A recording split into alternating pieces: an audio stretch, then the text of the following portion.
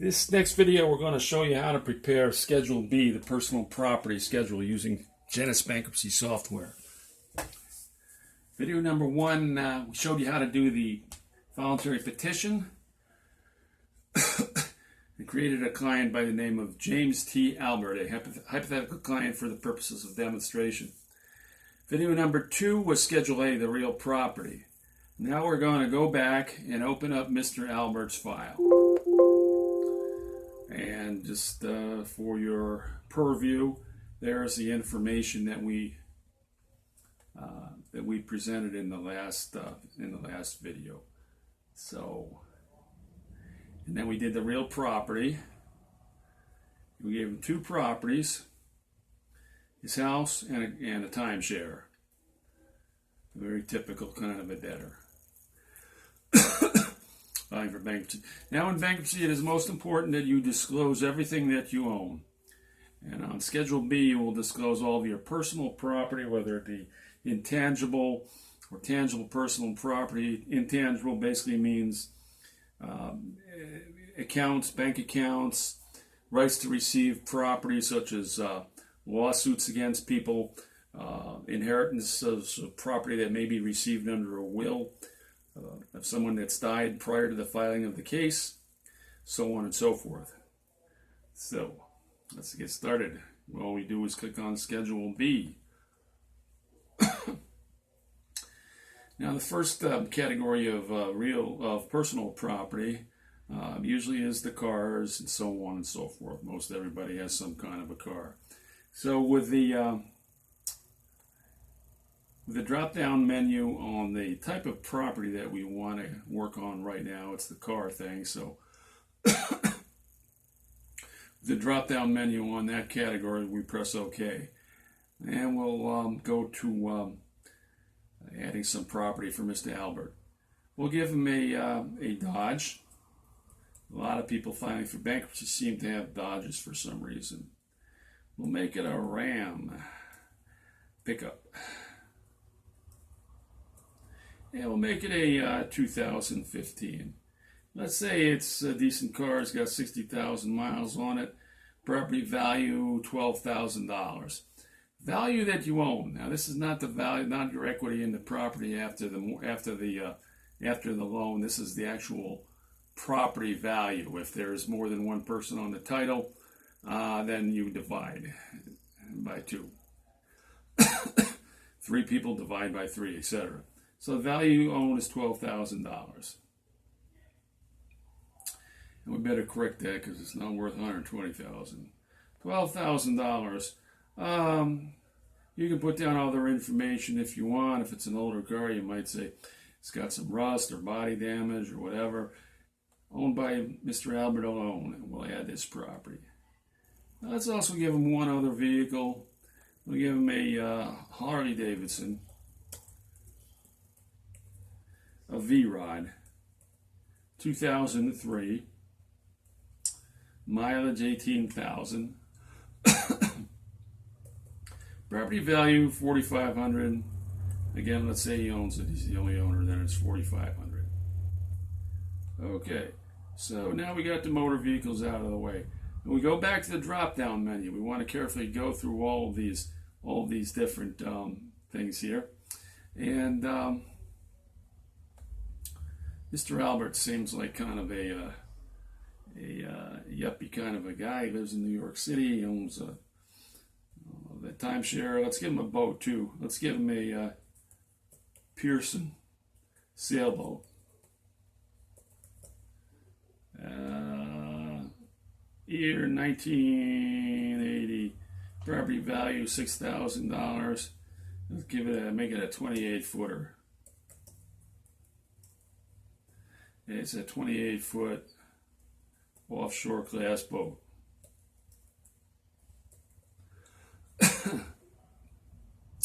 Yeah, I'll give him again, him alone, add property. Yeah, all right. Household goods and furnishings. A lot of times we get people that say, "Oh, I don't own anything." Well, that's really can't be true unless you're living on the street. You own something. So you've got to put it down. And the more accurate you are as far as putting these things down in your schedule, bankruptcy schedules, the better you're likely to be treated by the trustee at your court hearing. So let's show you one unique feature about our program is that it's got a text interpreter that actually adds values as you type. So let me demonstrate. Furniture, $500. You can see it's adding the $500 to the value, total value. Small appliances, $100. Okay, see it's adding as we go along.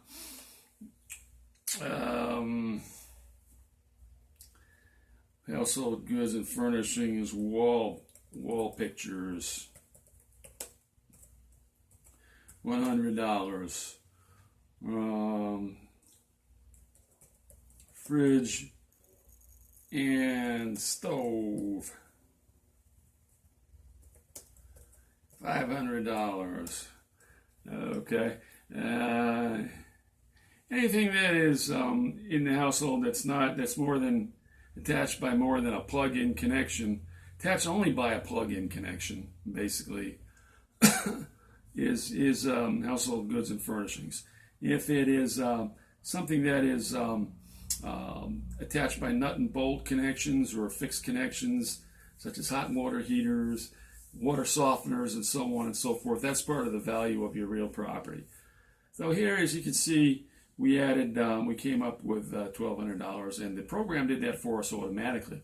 Now, if you had a lot of these items, let's say you had 20 items of household goods and furnishings, and you had to sit there and try to add them up later with a calculator, it'd probably take you 3 tries before you finally get through that without making a mistake. And the one bad thing about calculators is you can't go back and change a value that you put down. So with a calculator, if you wanted to change this small appliances $100 to $200, you'd have to sit down and figure out, well, I guess I'm going to have to add another $100, and the math might be even more complicated than a simple whole number. So, as you can see, we can change it, and it's automatically changed. Watch this little number down at the bottom. See, that changes. It's automatically adding for us. Very, very handy feature in this program. Electronics, all right. So electronics, your TVs, 3 flat screens, $750. It might be that worth that much if they're 65, 70 inches used. PC and accessories,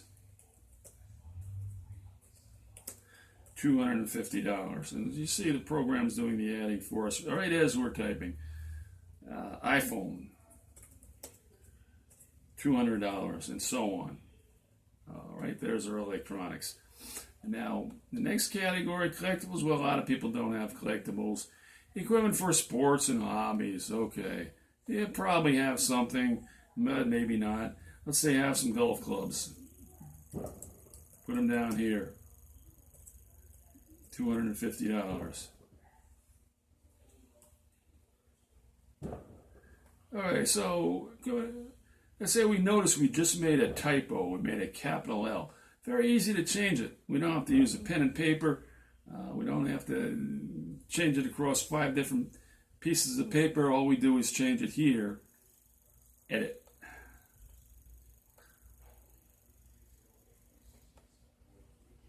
Firearms and guns. All right. Well, if he lives in Yonkers, New York, he probably has a handgun of some kind, I bet.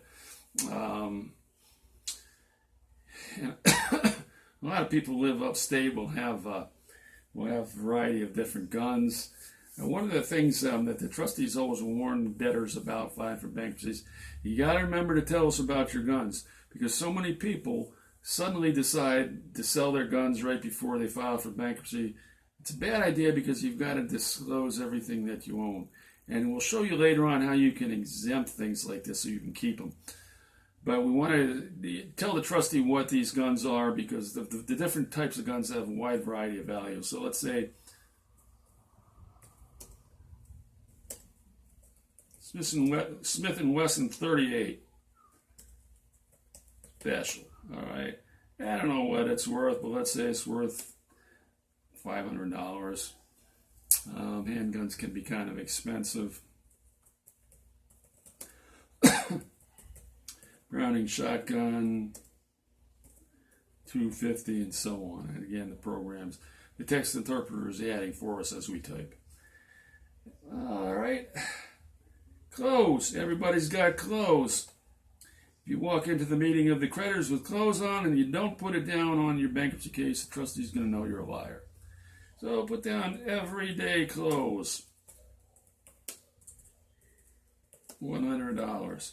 That's good enough. He's not going to argue with you. Jewelry. Most people have some form of jewelry. High school ring. Single guy. $25. And so on. Of course, if you're preparing a case, you want to actually use your real numbers and figures. You want to use the liquidation or yard sale value, Craigslist value, not what it costs new. Believe it or not, they ask you to put down your household pets, even though they're pretty worthless. To put dogs and cats, $0.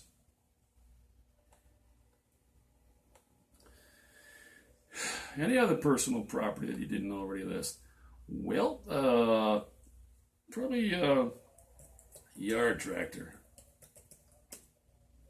Oftentimes these things are broken, so I get that a lot. $50. Barbecue. $50. There you go. Cash on hand.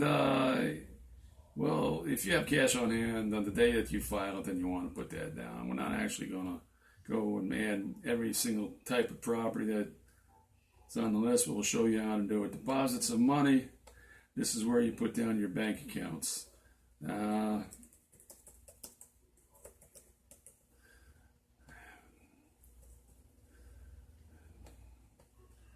Okay. Just so you can see for sure that it actually went. Yeah, see, we need to edit it now, too, because we made a misspelling. This is how easy it can be. Bank of America, edit. There you can see it's been edited. And all this is going to print, of course, on the proper forms and the summaries and so on and so forth. Most people don't have bonds and stocks, but we're not going to go through all. We're just going to show you the key features here. Most people do have a 401k. If you do have, or some other employer-created pension plan, you don't have to worry about losing these things. They are all 100% exempt, no matter how much money is in them. Just to show you, I'll put down $250,000, and he's not going to lose it. Okay, this is just a shorthand, the first beginning part of the description here. All right, and so on and so forth. And then your tax refunds. Well, what it is that if you're in the middle of the year and you're expecting a tax refund, half of that tax refund is property of the bankruptcy estate. And that doesn't mean you're going to lose it. There's a lot of times you can take cash exemptions and so on cash, like tax refunds. So let's say you had $4,000 coming, you divide that by 2,000.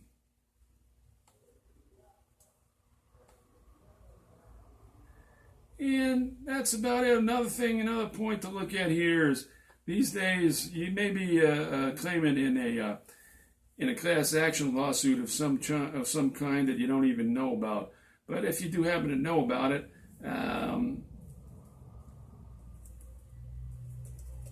you put it down. Sometimes the recovery on these things is very minimal or unknown, one or the other. And that's about as easy as it can get. Now, just to show you that now we have some personal property and some real property. So let's review the summary of the schedules. It shows that we have with a 401k there, which is of course is totally exempt. We now hit over the 500,000 mark, but without that 401k, you'd be down, of course. And again, I don't have to do the math, but without that 401k, you'd be down lower. Now, just to show you how this goes, you go down to the statistical administration, calculate the funds automatically. And there you see it, the program duplicated the summary on these little boxes. Now, we haven't done any of the liabilities yet, and that's primarily what's concerning you with the bankruptcy. But we're going to get to that part in the next video. So I hope you enjoyed learning about bankruptcy, Genesis Bankruptcy Software.